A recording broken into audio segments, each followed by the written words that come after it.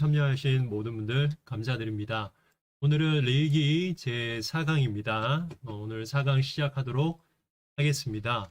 예, 지난 시간과 동일하게 잠깐 복습하겠습니다. 레위기는 자비하신 하나님이 그분의 거룩한 임재 가운데 거할 방법을 알려주신 책, 이렇게 보시면 되고요. 기록 연대는 BC 1440년, 대상은 모세가 기록을 했고 출애굽한 이스라엘 민족들을 대상으로 그들의 예배법, 또 집례하는 제사장, 또 그들의 삶의 어떤 성결한 법, 이런 것들이 기록되어 있는 부분이 바로 레위기입니다. 예, 레위기의 시간과 장소는 시간은 약 1, 2월 동안 시내산에서, 특별히 회막에서 하나님이 모세를 부르시고 모세에게 말씀하신 책이 바로 레위기라고 말씀드렸습니다. 네. 레위기는 1장에서 27장까지 있고 16장까지는 거룩한 예배, 또 27장까지는 거룩한 백성의 삶, 이렇게 구분이 되고요. 다음 시간쯤 되겠네요. 16장에 보면은 대속죄일에 관한 규례들이 나옵니다. 레위기의 핵심은 바로 대속죄일입니다. 그것을 기준으로 1장부터 15장까지 나누고 또 17장부터 27장까지 나누게 됩니다. 1장부터 7장까지 제사법이고 10장까지 제사장법, 11장부터 16장까지 정결법입니다. 예, 1장 1절에서 6장 7절까지 5가지 제사가 나오죠. 제사자 관점, 그 다음에 7장 38절까지 다시 한번 번제부터 화목제까지 언급하고 있는데 제사장 관점으로 언급되었다라고 말씀드렸습니다. 예, 레위기 1장에서 7장은 번제, 소제, 화목제, 죄와 관련되지 않은 자원에서 드리는 예배가 번제, 소제, 화목제라고 말씀드렸고, 죄와 관련된 반드시 의무적으로 드려야 하는 제사가 속죄제, 속건제입니다. 8장은 제사장 취임식, 9장은 첫 번째 공식적 제사, 오늘 10장부터 들어갑니다. 10장은 잘못된 제사에 대한 경고 및 제사장의 책임에 대해서 나옵니다. 예, 이스라엘의 제사 3대 요소는 성막, 출애굽기 40장에 완공이 되죠. 제사법은 1장부터 7장까지 기록이 되어져 있고, 그 다음에 레위기 18장부터 10장까지 제사장에 대한 제사장의 위임과 그들의 예배 등등이 나옵니다. 예, 오늘 레위기 10장 지난 시간 이어서 진행하도록 하겠습니다. 예, 레위기 10장에서는 1절부터 7절까지 잘못된 예배에 대해서 에피소드가 나옵니다. 8절부터 11절까지 제사장 금지사항과 의무에 대해서 나오고요. 12장부터 20절까지는 제사장 제물의 권리 등등에 대해서 나옵니다. 아론의 아들 나답과 아비후가, 아론의 아들은 4명이 있죠. 나답, 아비후, 엘레아살, 이다말, 이렇게 4명의 아들들이 나오고, 아론은 여러분들이 알다시피 모세의 형입니다. 그리고 모세의 노인은 미리암이 있죠. 그렇게 3남매가 있습니다. 아론과 모세는 한 3살 정도 차이가 납니다. 예, 이렇게 아들들이 있고, 특별히 아론이 대제사장이고, 그 다음에 이렇게 4명이 제사장으로 지난 시간 위임을 받게 되죠. 이 두, 첫째와 둘째, 나답과 아비후가 어떤 에피소드가 있었습니까? 각기 향로를 가져다가 여호와께서 명령하시지 아니한 다른 불을 아마 여호와 앞에 분향하였더니, 예, 이 향은 분향단은 성막 안에 있죠. 지성소 말고 성소 안에 바로 이 향단이 있잖아요. 여기에 다른 불, 여기는 하나님께서 내리신 불로 계속해서 피워져 있어야 됩니다. 근데 본인들이 어떤 다른 데서 가져온 불을 가지고 하나님께 분향을 하게 됩니다. 그래서 불이 여호와 앞에서 나와 그들을 삼킴에 그들이 여호와 앞에서, 예, 성막 안에서 죽게 되죠. 모세가 아론에게 이르되 이는 여호와의 말씀이라 이르시기를 나는 나를 가까이 하는 자 중에서 내 거룩함을 나타내겠고 온 백성 앞에서 내 영광을 나타내리라 하셨느니라 라고 말씀하고 있죠. 나를 가까이 하는 자, 우리가 예배 드릴 때 하나님을 내가 가까이 하냐 가까이 하지 않냐, 예배의 어떤 정성에 따라서 그것을 우리가 진단할 수 있습니다. 그래서 하나님께서 명령하신 율법에 따라서 철저하게 예배 드릴 때 그것은 바로 내가 하나님을 가까이 하려고 하는 마음, 그 중심이 담겨져 있습니다. 이 두 아들 나답과 아비후는 예배의 그런 허술함이 보였죠. 온 백성 앞에서 내 영광을 그들이 나타내야 하셨느니라. 아론이 잠잠하니 모세가 아론의 삼촌 우시엘의 아들 미사엘과 엘사반을 불러 그들에게 이르되, 우리 잠깐 모세의 가계도를 보겠습니다. 이렇게 준비했습니다. 모세는 레이지파죠. 레이지파 중에서는 세 아들이 있습니다. 게르손과 그압, 성경에 고앗이라고도 나오고요. 무랄리가 있죠. 예, 그 다음에 그 자녀들, 여기는 대가 많습니다. 사람들이 많이 있습니다. 아므람과 이스라엘과 헤브론과 우시엘이 있는데, 아므람은 미리암, 아론, 모세의 아버지입니다. 아므람. 그다음에 모세의 어머니, 이들의 어머니는 요게벳이죠. 요게벳은 예, 특이한 게 그 아므람이 또 모세의 아브라함의 고모와 결혼을 하게 됩니다. 여기는 족보가 이렇게 정확히 안 나와 있는데 고모와 결혼을 하게 되고, 그래서 모세의 어머니는 요게벳이 되고, 또 모세의 고모 할머니가 요게벳이 됩니다. 집안이 좀 이렇게 복잡합니다. 하여튼 이렇게 형제들이, 모세의 아버지 형제들이 아므람과 이스라엘과 헤브론과 우시엘이 있으면은 우시엘의 아들 미사엘과 엘사반, 네, 미사엘과 엘사반이 그들을 불러서 그들에게 이르되, 나와 너희 형제들을 성소 앞에서 진영 밖으로 메고 나가라. 이렇게 기록이 되어 있습니다.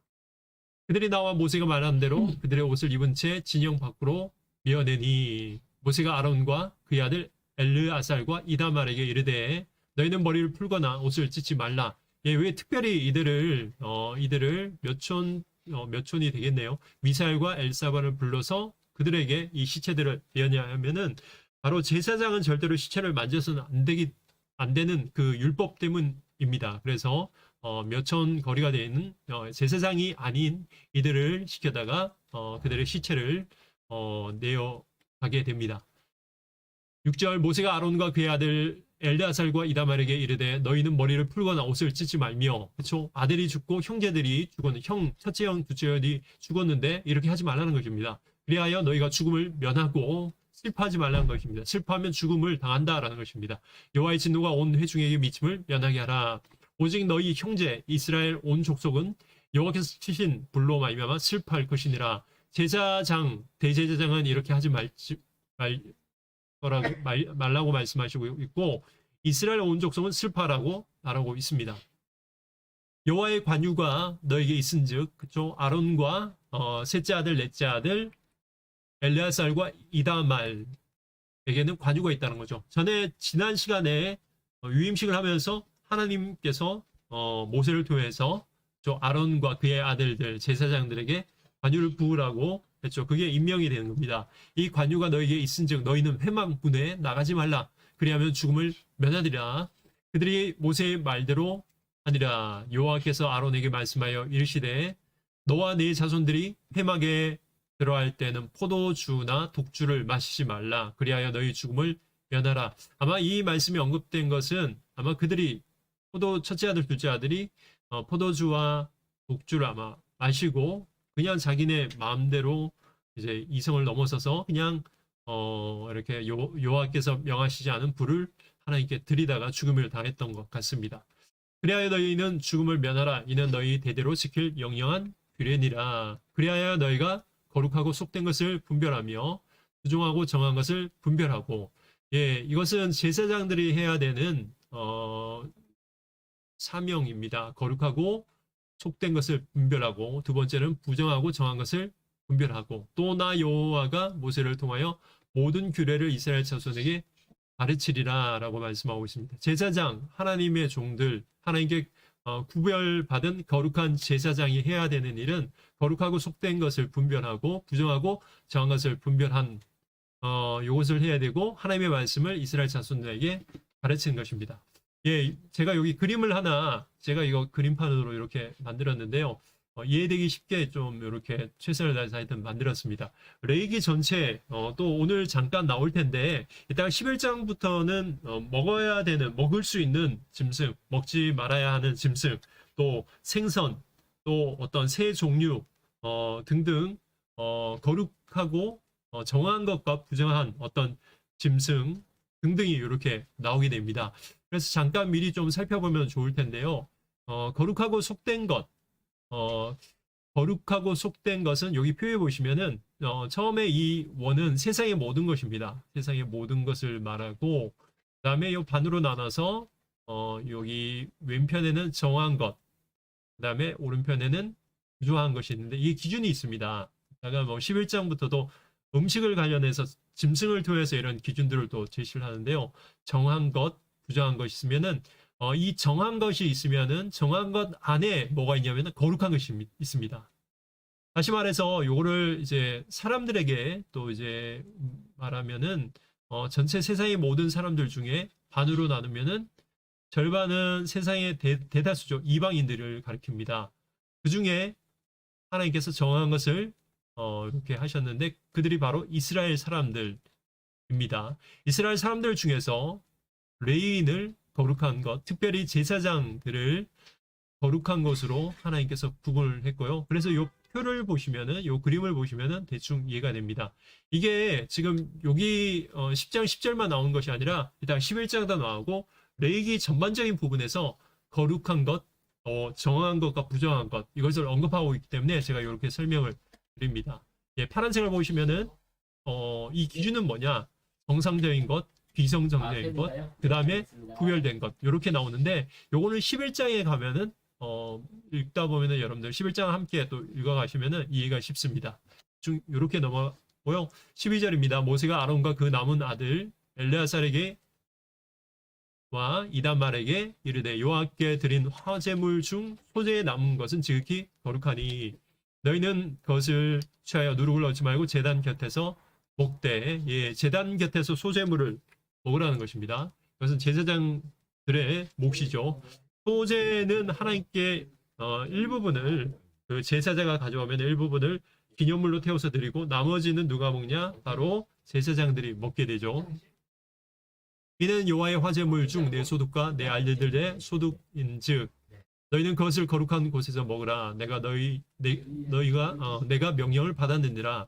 흔든 가슴과 들어 올린 뒷다리는 너와 네 자녀가 함께 정결한 곳에서 먹을지니. 예, 흔든 가슴은 요제라고 하죠. 흔들 때 앞뒤로 위아래로 이렇게 흔듭니다.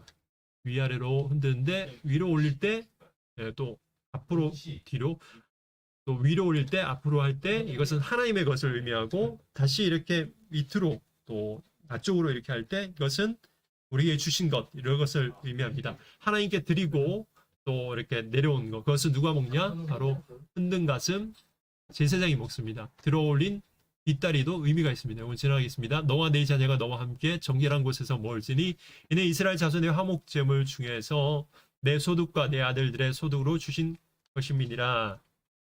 그들이 그 들어 올린 뒷다리와 흔든 가슴을 화제물의 기름과 함께 가져다가 여호와 앞에서 흔들어 요제를 삼을지니 이는 여호와의 명령대로 너와 내 자손의 영원한 소득이니라. 모세가 속죄제 드린 염소를 찾은즉 그쵸? 염소니까 뭐 염소이기 때문에 우리 12지파 중에서 족장이 죄를 범했을 때 제물일 수도 있고 이스라엘 평민의 한 사람이 죄를 범했을 때 제물일 수 있죠. 온 회중이 죄를 범했을 때는 수송아지죠. 또 제사장이 죄를 범했을 때도 수송아지죠. 이걸 보니까 그냥 평민의 한 사람 중에 한 사람이 죄를 범했을 때나 족장의 한 사람이 죄를 범했을 때 드렸던 속죄 제물입니다. 이것은 제사장이 먹어야 됩니다. 이미 불살난지라 이것을 찾으니까 불살난지라 그가 아론의 남은 아들 엘르아살과 이다말에게 노하여 이르되 이 속죄 제물은 지극히 거룩한 것이오늘 너희가 어찌해서 거룩한 곳에 먹지 않았느냐? 예, 안 먹었다는 거죠. 안 먹고 불로 태웠다는 건데 율법을 어긋나는 일입니다. 이는 너희로 회중의 죄를 담당하여 그들을 위하여 여호와 앞에 속죄하려고 너에게 주신 것이니 그 피는 성소에 들여오지 아니한 것이었으니 그 제물은 너희가 내가 명령한 대로 거룩한 곳에서 먹어야 했다라는 거죠.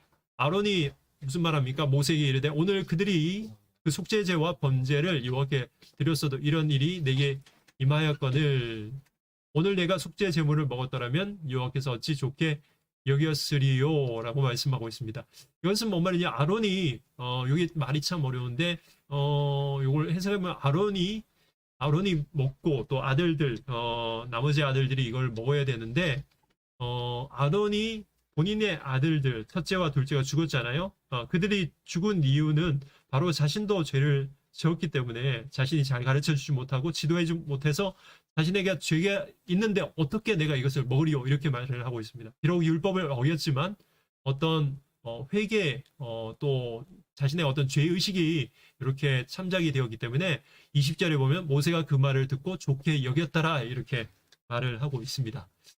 예, 우리 1장부터 16장까지 우리 또 8장부터 10장까지 제사장 법에 대해서 오늘 여기까지 했습니다. 11장부터 16장까지 이제 정결법에 대해서 나오는데요. 여기 아까 우리가 나눴던 부정한 것과 정한 것, 그 다음에 정한 것 중에 거룩한 것, 요게 11장부터 16장까지 여러 법들이 있습니다. 정결법, 또 뭐 유출법이 있고, 또 안에 음식법이 있고, 또 피부병들 등등이 나오는데 이것을 통해서 우리가 부정한 것과 정결한 것, 구체적인 어떤 기준법, 그 의미들을 우리가 살펴볼 수 있습니다. 예, 11장부터 15장까지는 첫째 음식법 11장에 나오죠. 12장에는 출산법, 그 다음에 13장, 14장에는 우리가 나병이라고 나오는데 실제적으로는 원어에 보면은 여러 가지 피부병들 종류가 참 많이 있습니다. 나병도 물론 포함이 됩니다. 15장은 유추병에 대해서 말하고 있습니다. 예, 11장 들어갑니다. 예, 우리가 요거 살펴보았죠. 부정한 것, 정한 것, 그 다음에 거룩한 것, 세상 모든 것들 중에 부정한 것, 그 다음에 그 안에 이제 정한 것, 이거는 이방인과 이스라엘을 말하고, 그 다음에 거룩한 것, 레위인들, 특별히 제사장과 대제사장을 말합니다. 비정상이고 정상이고 파란 거 보시면 구별된 것, 이렇게 보시면 되겠습니다. 예, 이게 참 어렵습니다. 어렵고 기준도 참 이렇게 뚜렷하게 낼 수 있는 것들도 있고 그렇지 못한 것들이 있는데 아까 방금 보여드렸던 이 표를 보시면은 의미들을 우리가 알 수 있습니다. 예, 1절부터 들어가도록 하겠습니다. 11장 1절입니다. 여호와께서 모세와 아론에게 말씀하여 이르시되 이스라엘 자손에게 말하여 이르라 육지의 모든 짐승 중 너희가 먹을 만한 생물은 이러하니 모든 짐승 중 굽이 갈라져 쪽발이 되고 책임질하는 것은 너희가 먹되 예, 먹을 수 있는 정한 짐승의 조건은 어떠하냐? 첫째 쪽발이어야 되고 두 번째 책임질을 해야 됩니다. 쪽발은 굽이 갈라진다라는 말이죠. 여러분들 쉽게 말을 보시면 말굽이 있잖아요. 말굽이 있는데 이렇게 보시면 갈라져 있습니다. 그리고 책임질, 소들이 주로 이제 책임질을 하죠. 그래서 굽이 갈라져야 되고 책임질을 해야 되고 소나 양이나 염소 이런 짐승은 정결한 짐승으로 우리가 볼 수 있죠. 사절 책임질을 하는 것이나 굽이 갈라진 짐승 중에도 너희가 먹지 못할 것은 예, 요거는 요 두 가지가 공통으로 조건이 되어야 되는데 한 가지가 빠지면은 부정하다라는 것입니다. 낙타는 책임질을 하지만 굽이 갈라지지 않았기 때문에 부정하죠. 하반도 책임질을 하되 굽이 갈라지지 아니하므로 부정하고 토끼도 책임질을 하되 굽이 갈라지지 않았기 때문에 부정합니다. 돼지도 마찬가지입니다. 굽이 갈라져 쪽발이지만 책임질을 못하기 때문에 부정하다라는 것입니다. 너희는 이러한 고기를 먹지 말고 그 수검도 만지지 말라. 이것들은 너희에게 부정하니라. 이번엔 생선입니다. 물에 있는 모든 것 중에 너희가 먹을 만한 것은 이것이니 강과 바다와 다른 물에 있는 모든 것 중에서 지느러미와 비늘이 있는 것은 너희가 먹되 정하려면은 생선 중에도 지느러미가 있어야 됩니다. 비늘이 있어야 됩니다. 여기까지 우리가 기준을 살펴볼 때 부정한 것, 정한 것 기준은 뭐냐? 정상이냐? 비정상이냐? 이렇게 보시면 되겠습니다. 여러 가지 해석들이 있습니다.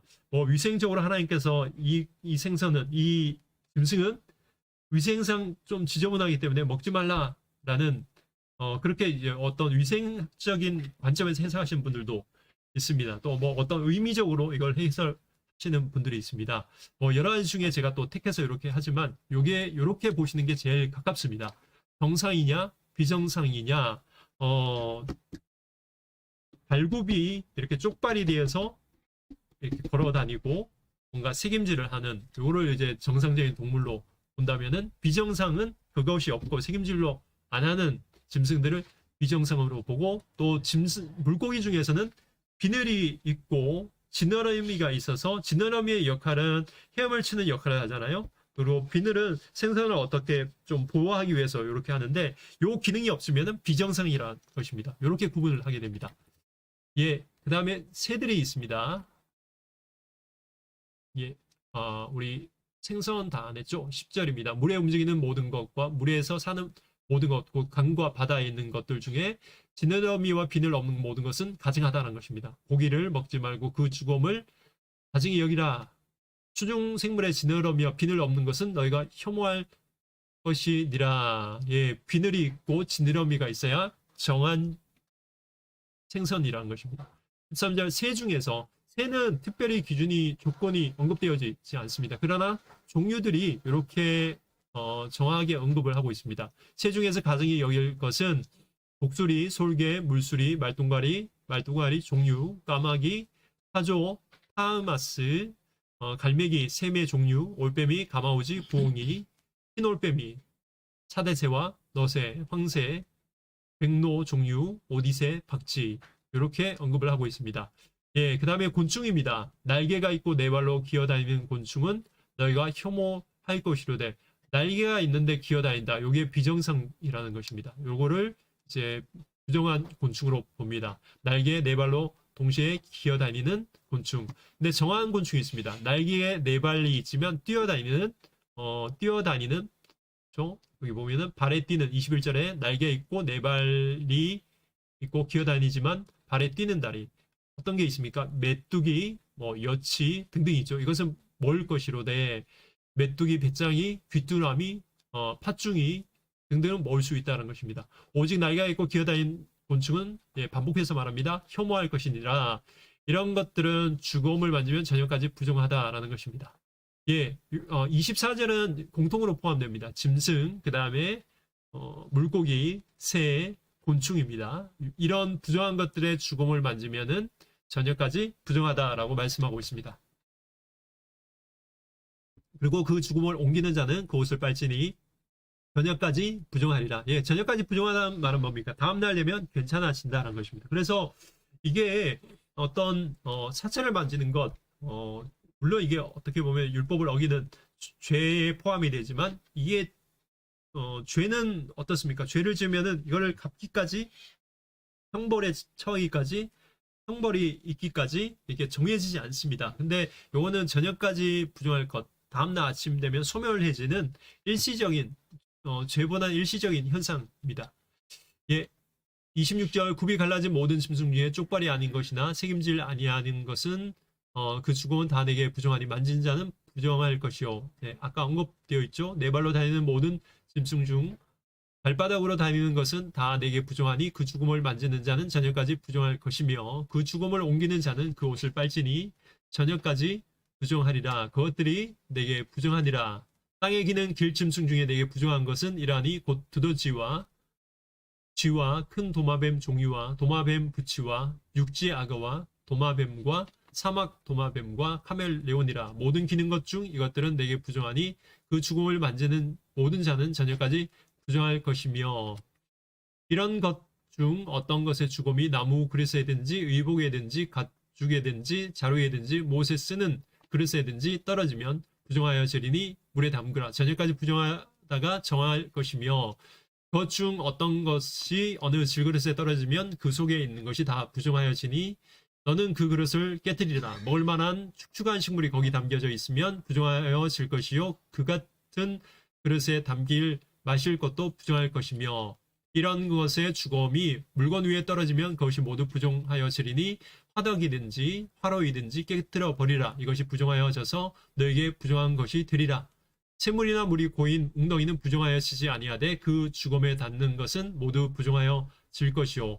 예, 세부적으로 상세하게 언급된 앞에서 언급한 것들을 상세하게 또 추가해서 언급하고 있는 부분들입니다. 이것들은 죽음이 식물 종자에 떨어지면 그것이 정하거니와 만일 종자에 물이 묻었을 때 그것이 그 위에 떨어지면 너희에게 부정하리라. 너희가 먹을 만한 짐승이 죽을 때에 그 죽음을 만지는 자는 저녁까지 부정할 것이며 그것을 먹는 자는 그 옷을 빨 것이며 저녁까지 부정할 것이며 그 죽음을 옮기는 자도 그의 옷을 빨 것이요 저녁까지 부정하여 지리라.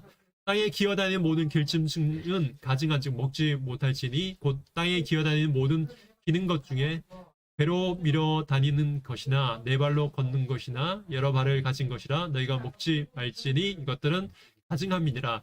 예, 쪽발을 가진 짐승 또 되새김질을 하는 짐승, 이게 두 가지가 모두 조건이 되어야 정한 짐승이죠. 그 외에는 배로 다니든지 뭐 뱀 같은 도마뱀 같은 이런 모든 것들은 다 부정하다는 것입니다. 43절 너희는 기는 바 기어다니는 것 때문에 자기를 가증하게 되게 하지 말며 또한 그것 때문에 스스로 더럽혀 부정하게 되게 하지 말라. 나는 너희 여호와 너희의 하나님이라 내가 거룩하니 너희도 몸을 구별하여 거룩하게 하고 땅에 기는 길짐승으로 말미암아 스스로 더럽히지 말라. 나는 너희 하나님이 되려고 너희를 애굽 땅에서 인도하여 낸 여호와라. 내가 거룩하니 너희도 거룩할지니라. 예, 45절 내가 거룩하니 너희도 거룩할지니라. 음식 이야기하라 하면서 물론 이렇게 뭐 한편으로 생각하면은 이거 먹는 것 자체가 나를 거룩하지 못하게 만두구나라는 것으로 우리가 그것만 우리가 생각할 수 있지만 실제적으로 이 기준에 의해서 우리가 아까 보면은 책임질을 하고 그 다음에 쪽발을 가지고 비늘이 있어야 되고 지느러미가 있어야 되고 이런 기준들, 정상적인 짐승들, 비정상적인 짐승들, 요 구분에 의해서 우리가 정한 짐승 또 부정한 짐승을 우리가 파할 수 있는데, 그래서 이런 의미들을 우리가 생각해보고 의미들을 가지고 우리가 이 부분을 해석하면 좋을 것 같습니다. 예, 이는 짐승과 새와 물에서 움직이는 모든 생물의 땅에 기는 모든 길짐승에 대한 규례니 부정하고 정한 것과 먹을 생물과 먹지 못할 생물을 분별한 것이니라. 예, 11장은 약간 또 어렵고 이렇게 아까 우리가 표로 보여드린 부분을 좀 생각하면서 우리가 봐야 될 부분들입니다. 그래서 계속해서 우리가 11장은 12장부터 또 계속해서 진행을 하면서 언급을 해드리도록 하겠습니다. 12장입니다. 12장은 출산 부정 정결. 출산한 여인이 며칠 동안 부정하고 또 며칠 동안 격리를 해야 되고 이런 부분이 12장에 나오고 있습니다. 1절 여호와께서 모세에게 말씀하여 이르시되 이스라엘 자손에게 말하여 이르라. 여인이 임신하여 남자를 낳으면 그는 이래 동안 부정하리니 곧 월경할 때와 같이 부정할 것이며, 월경할 때와 같이 부정하다는 것입니다. 우리 레위기 보면 피에 대해서 나옵니다. 피를 먹지 말라, 또 피를 흘리면 부정하다라는 말씀들이 여러 곳곳에 나오고 있습니다. 피는 왜 부정하냐?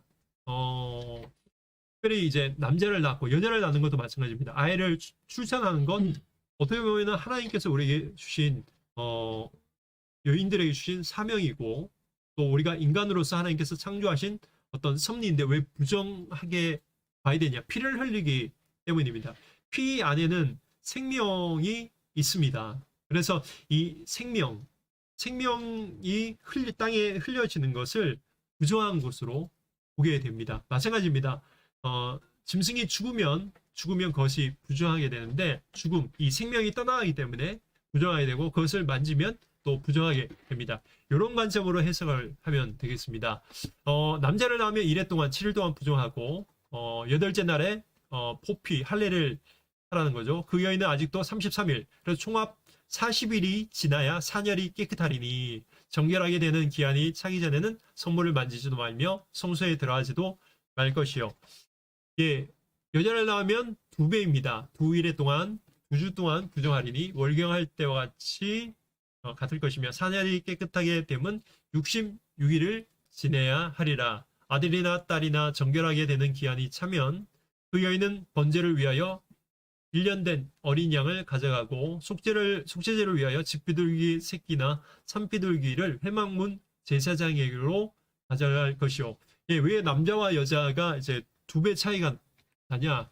요거는 제가 여러 자료들을 이렇게 봤는데 뭐 이런 주장도 있고 저런 주장도 있고, 좀 심하면은 아담과 하와 중에 하와가 선악과를 먼저 따먹기 때문에 하나님께서 이렇게 하셨다, 마치 이제 남녀 구별처럼 이렇게 얘기하는 경우도 있습니다. 그거는 해석이 좀 너무 과한 것 같고, 하여튼 위생적인 어떤 관점에서 또 볼 수도 있고, 그래서 제가 아직까지 이거는 결론을 맺지 못했습니다. 하여튼 중요한 것은 40일이건 80일이건 어떤 위생적인 부분들, 또 아이를 보호하기 위해서, 또 산모를 보호하기 위해서 분명히 이렇게 밖에 나가지 말라, 또 이제 성소에 가까이 하지 말라, 이런 의미로 또 말씀을 하고 있는 것으로 보입니다.